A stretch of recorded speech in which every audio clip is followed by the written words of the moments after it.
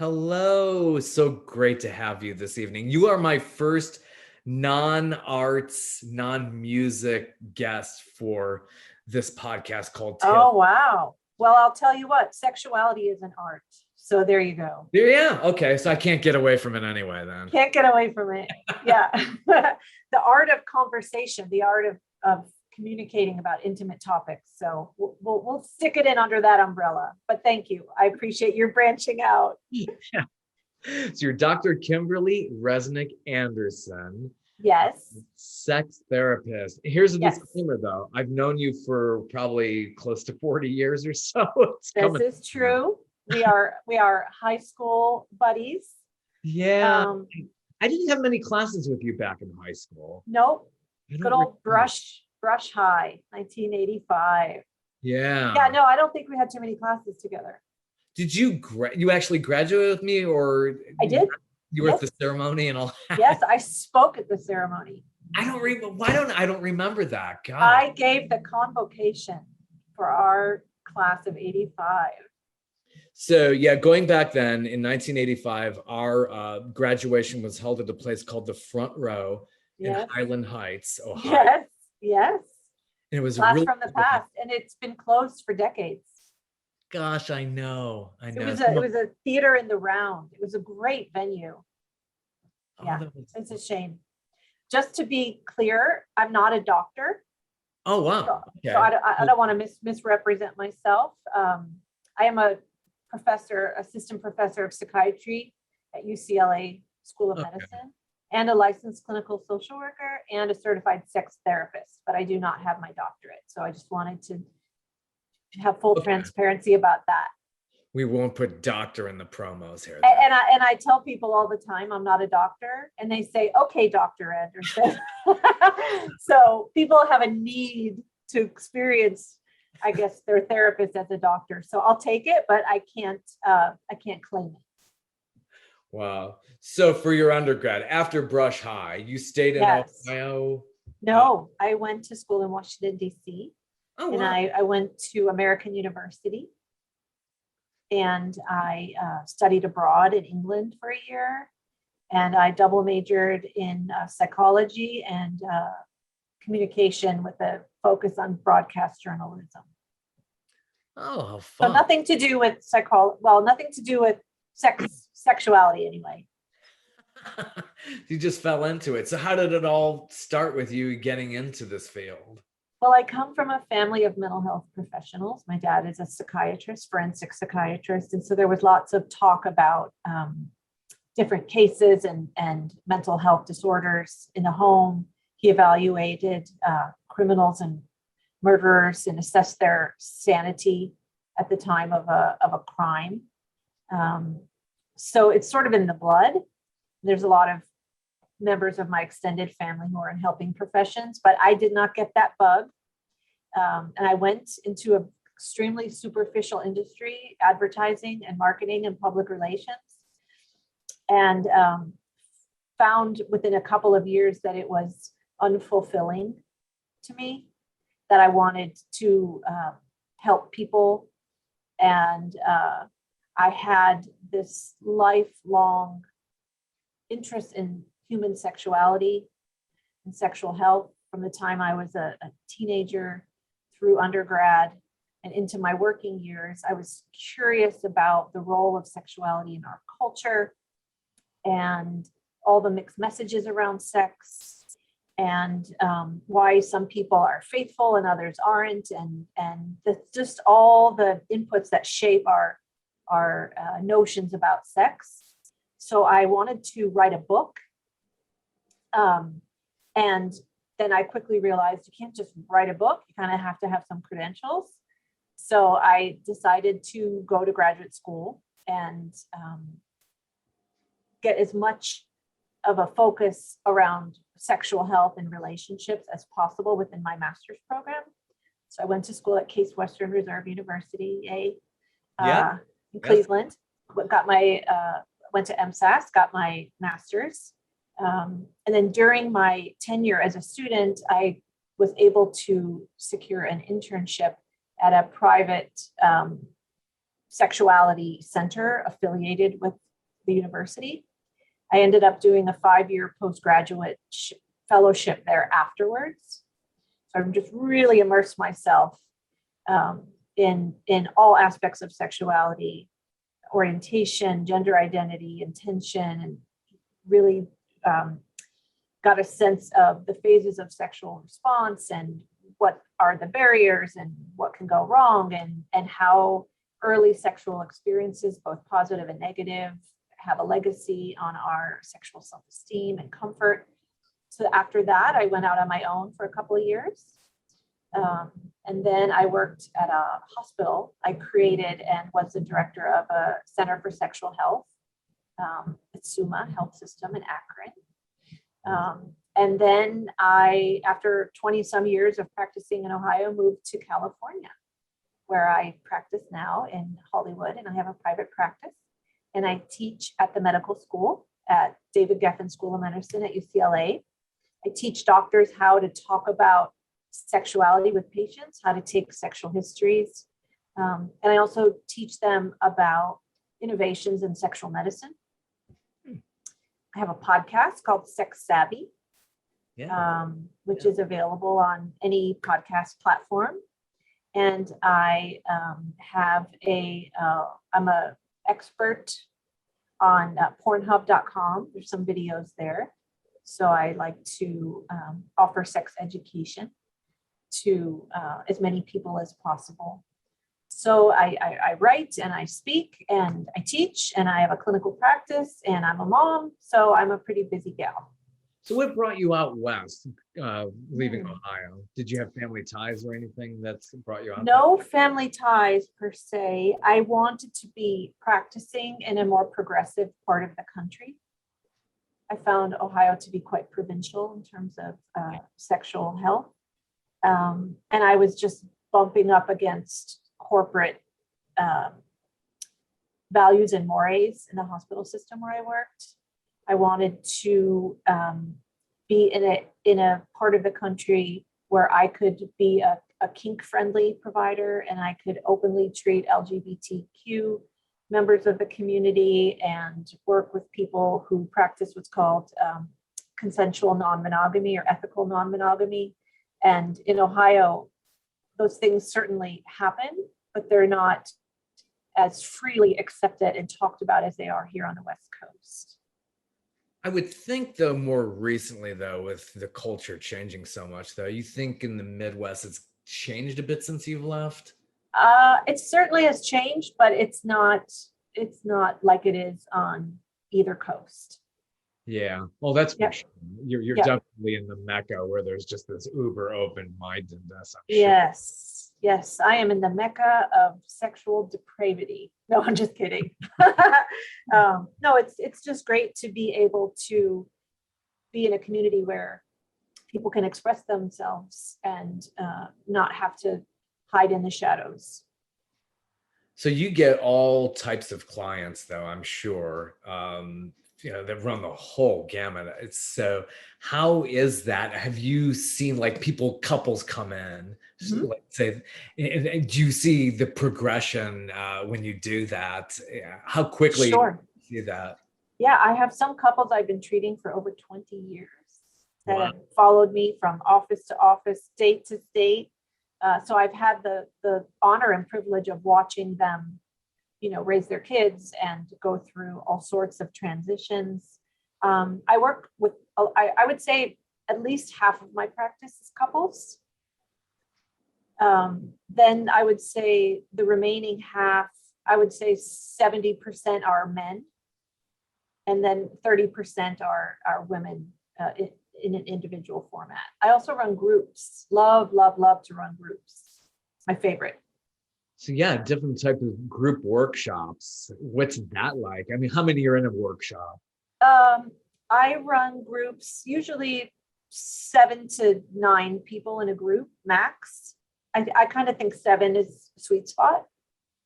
And the groups are centered around some specific theme around sexuality. So it might be a group for men who have erectile dysfunction, or it might be a group for men who have pornography addiction. And then we discuss each of their personal struggles and triumphs in context of that particular sexual health concern. So I run a group for women with low libido. I run postpartum depression groups. I've run groups for sex offenders, incest offenders. I've run groups. I run a group now for adult baby diaper lovers. It's a kink. I interviewed someone on my podcast, a patient of mine, and then I interviewed a professional mommy who is available for hire to interact with adult babies and act out different scenes. And I never expected the result. I've heard from adult baby diaper lovers from, I think, 15 different countries. That's amazing. And I have received messages such as, thank you for depathologizing our kink or our sexual interest. I've never heard any professional talk about us with such respect and compassion. Thank you for the work you're doing. Thank you for shining a light on our community. Just an incredible outpouring of appreciation. And I probably get a message from an AB or a DL or an ABDL probably 2 or 3 times a month now, even after 2 years since that first aired. So yeah, you name it, I've seen it. You name it, I treat it. Yeah, gosh, I mean, you think about kinks and stuff like that.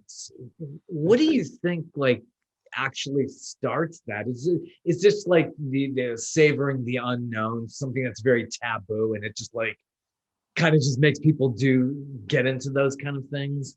Well, I think some people are exposed to things that they wouldn't necessarily have stumbled upon on their own, and then they find it intriguing or interesting. But most of my patients found themselves aware of some unconventional sexual interest at a very young age, even pre-puberty often. I treated a man who watched Batman, the original Batman with Adam West, the live action. Uh-huh. And he was 5 or 6 years old, and he remembered seeing when Catwoman or any damsel in distress was tied to a chair with rope. Yeah. He said by age 5 he fell in love with the ropes, and he was absolutely fascinated. It wasn't an erotic sensation for him at that time, but there was something super compelling about the ropes. And he went on to practice BDSM in his relationships as an adult, and he swears that from the time he was 5 years old, that was his true love. He just absolutely fell in love with ropes. I would think it was maybe some kind of comfort or something. It's like you saw that at such a young, impressionable age, and it's like there's a familiarity with that, so you kind of build off of that, and it probably floods into sexuality. Yeah, a lot of things shape our sexuality, a lot of things you wouldn't suspect. A lot of fetishes are born out of early life experiences.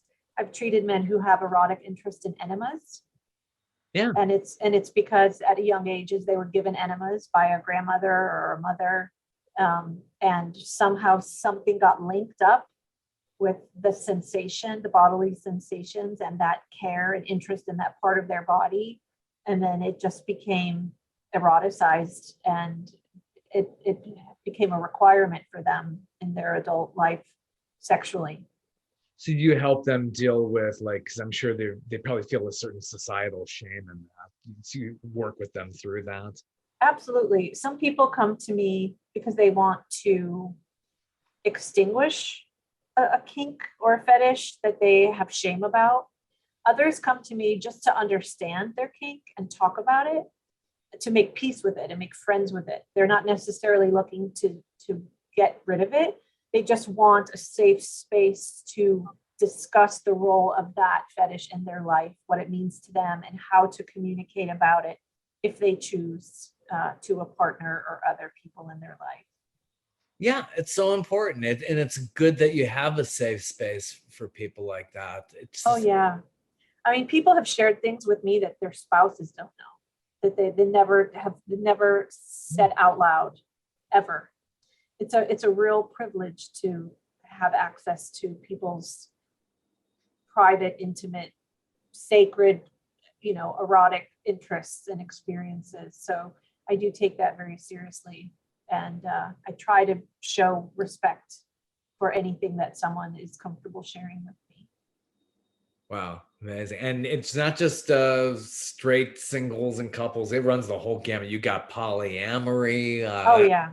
Yep. BDSM. Yeah, I mean, it's totally Yep. runs the whole I gamut. treat a lot of transgender patients. I have quite a few gay couples and individuals that I work with, a lot of people in the BDSM or kink community, but I also treat a lot of sexual dysfunction, such as rapid ejaculation or erectile dysfunction or inability to achieve orgasm or low libido or a discrepant sexual interest among a couple. So where one person has a high sex drive and the other has a lower sex drive, and help them kind of negotiate and deal with the conflict around that discrepancy.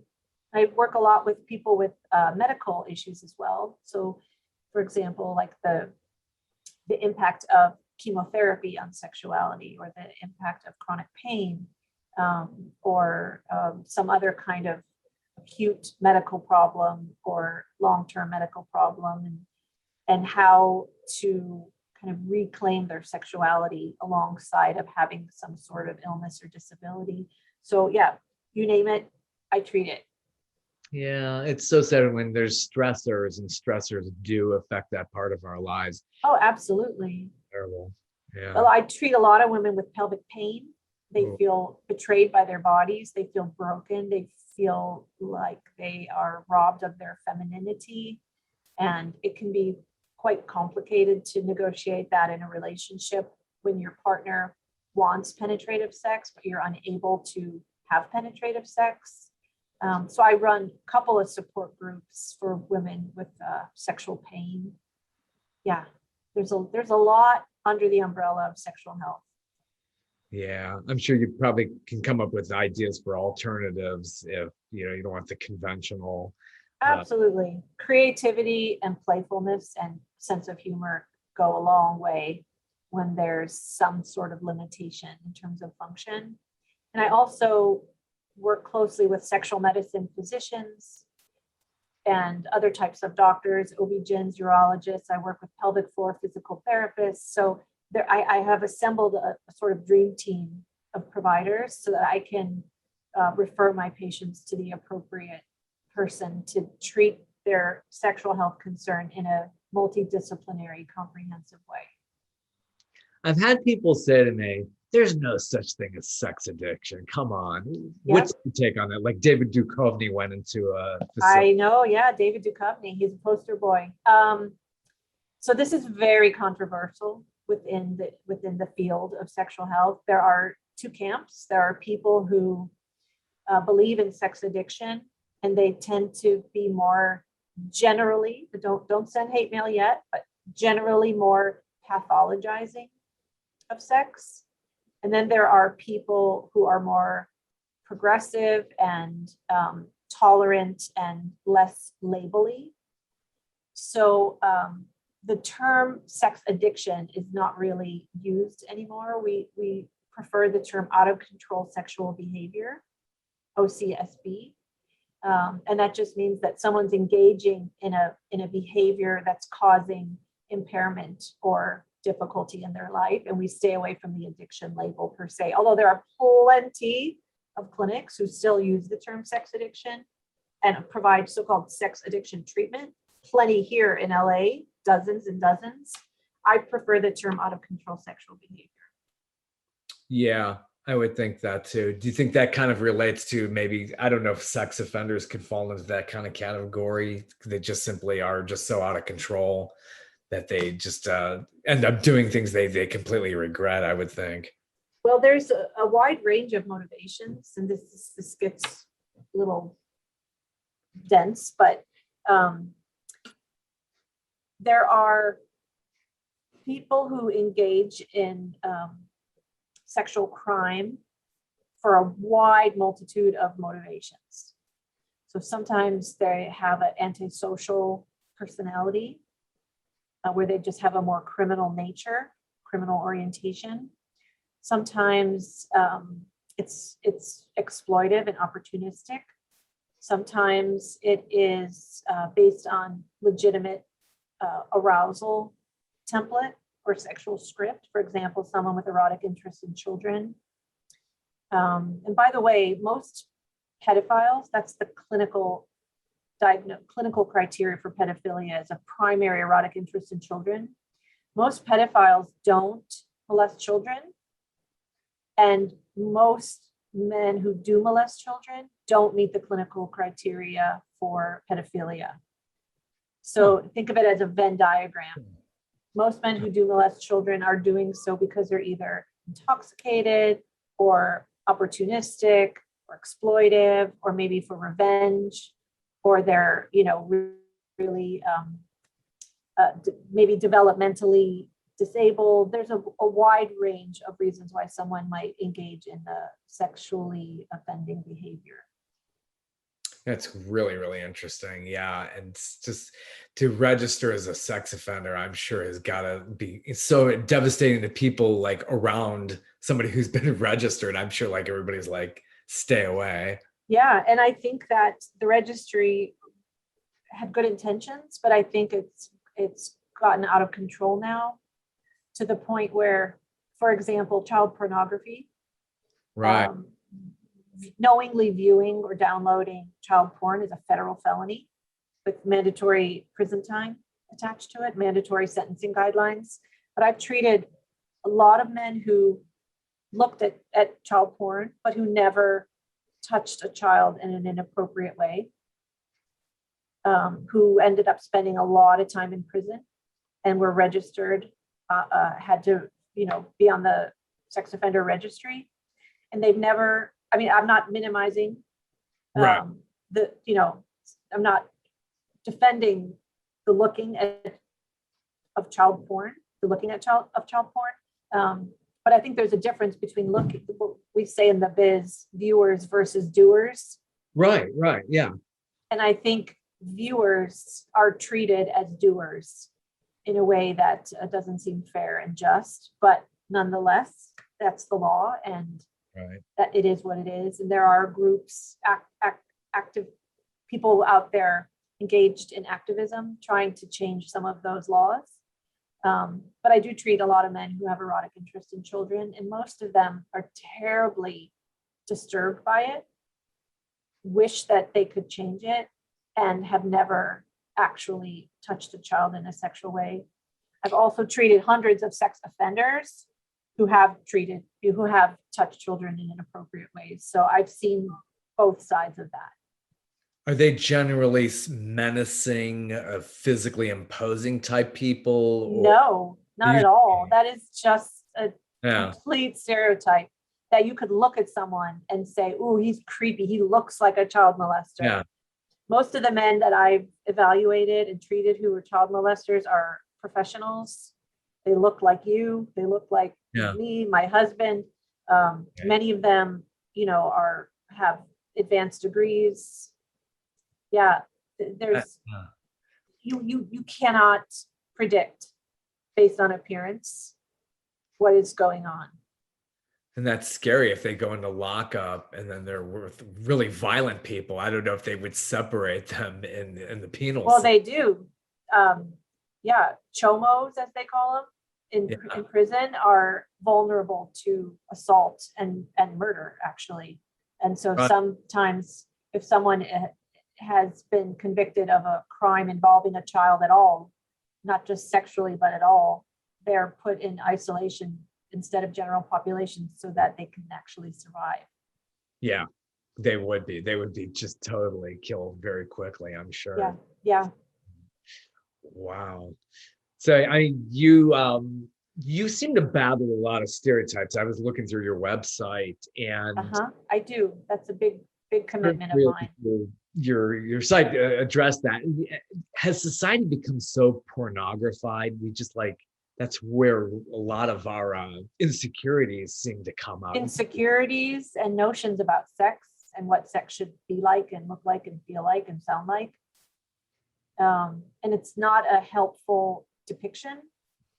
I'm not anti-porn. I think there's a place for porn. I think porn can be used responsibly, individually and with couples. But I think that some of the themes perpetuate misogyny, and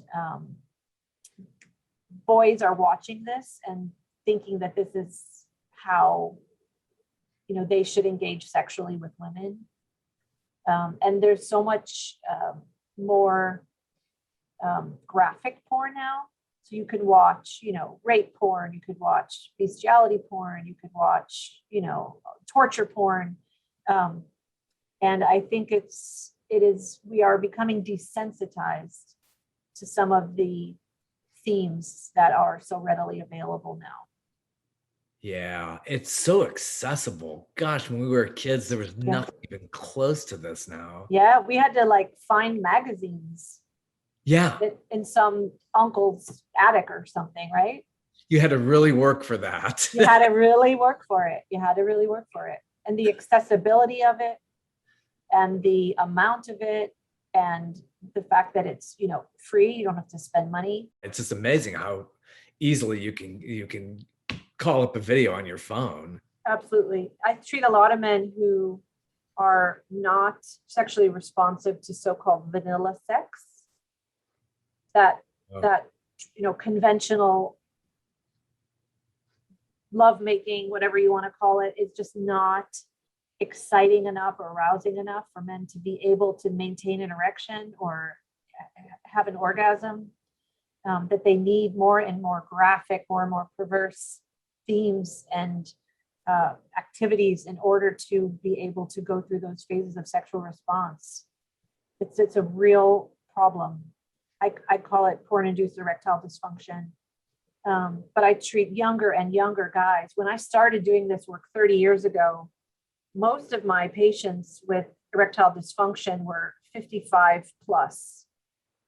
Wow. Now I see guys in their 20s who are so dependent on their own hand for masturbation with porn that they don't have sufficient sensation or stimulation inside of a partner's body.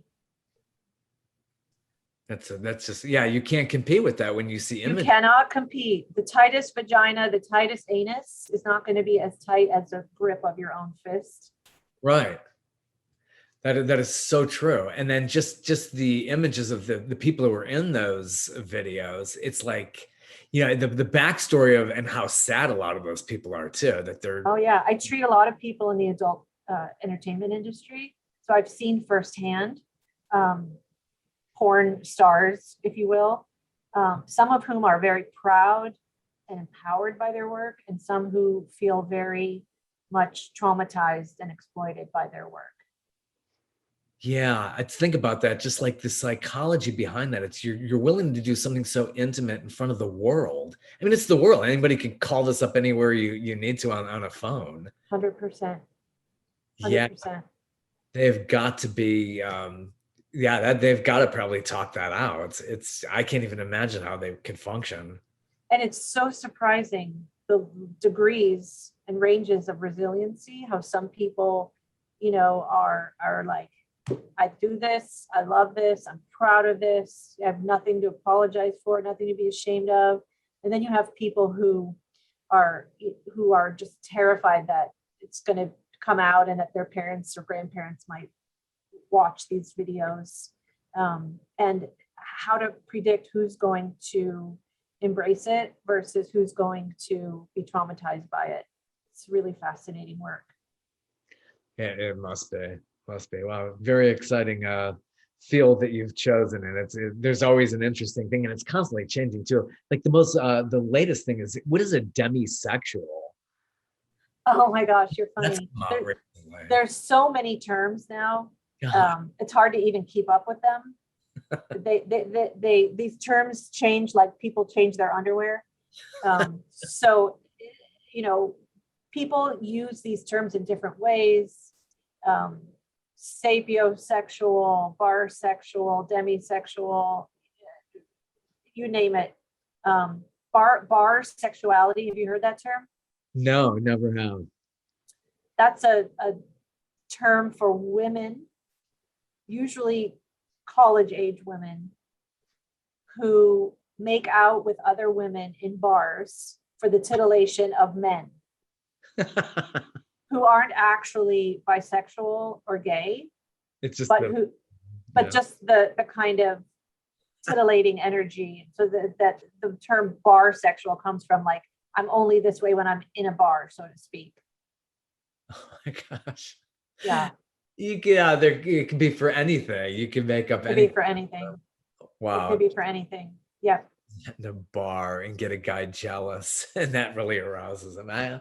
And not to say that there aren't women who enjoy kissing women legitimately, but that term specifically relates to women who are sort of using that as a tease, not to make men jealous, but to turn men on, because a lot of men have a fantasy around threesomes, or like to watch so-called girl on girl activity. It's a very popular search topic in search engines.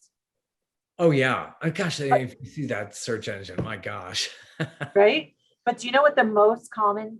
See, I've treated probably more than 5,000 adults, and probably at least 3,500 to 4,000 of them have been men.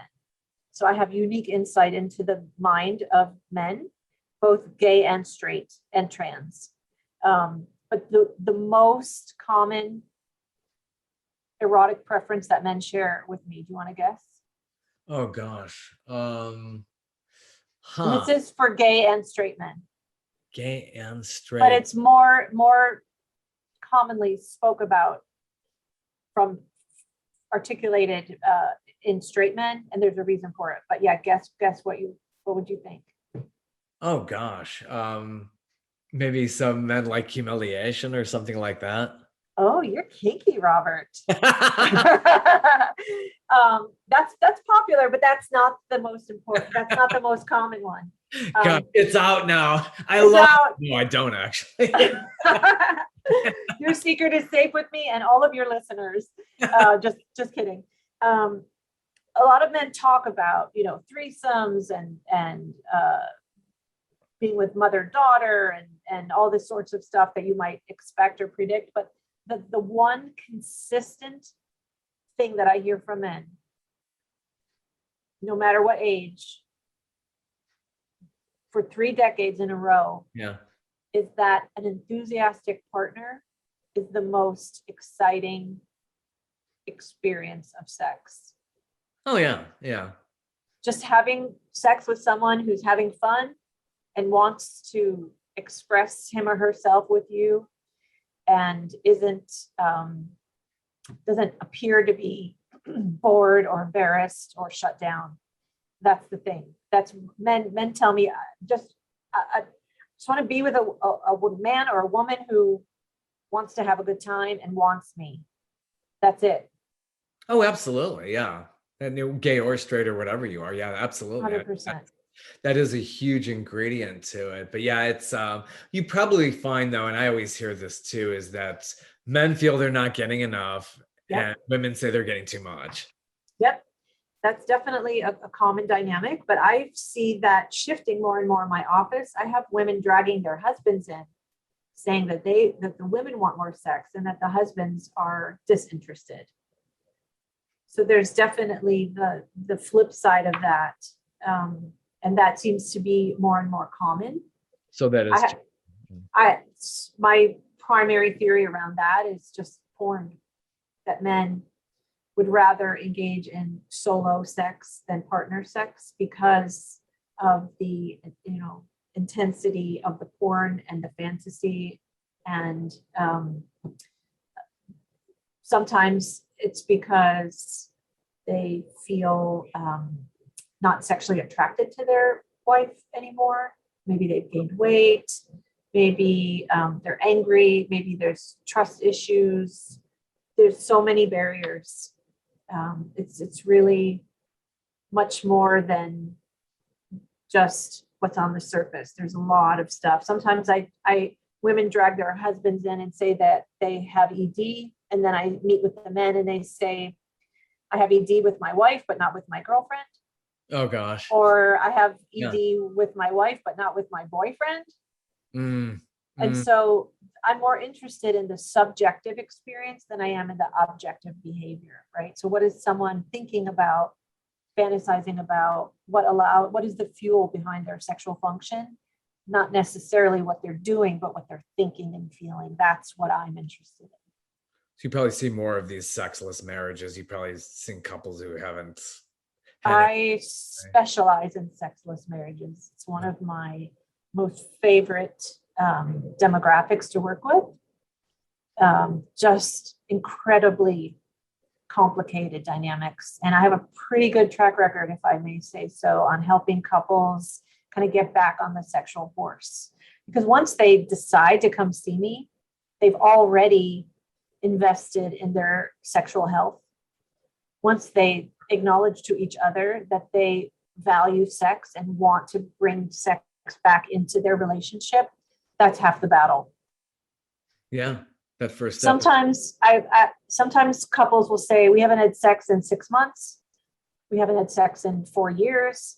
We haven't had sex in 27 years. Like, you would be surprised how easy it is to get stuck in a sexless relationship, and it just takes on a life of its own. And it's really hard to course correct on your own without professional support.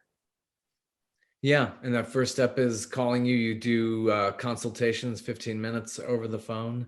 I do provide free 15-minute phone consultations. And I also provide teletherapy or coaching for people across the country and the world. And I provide actual therapy for people in Ohio and California, because those are the 2 states where I'm licensed. Excellent. And we could see this on your website. What is your URL, your website? It's just my name, KimberlyResnickAnderson.com.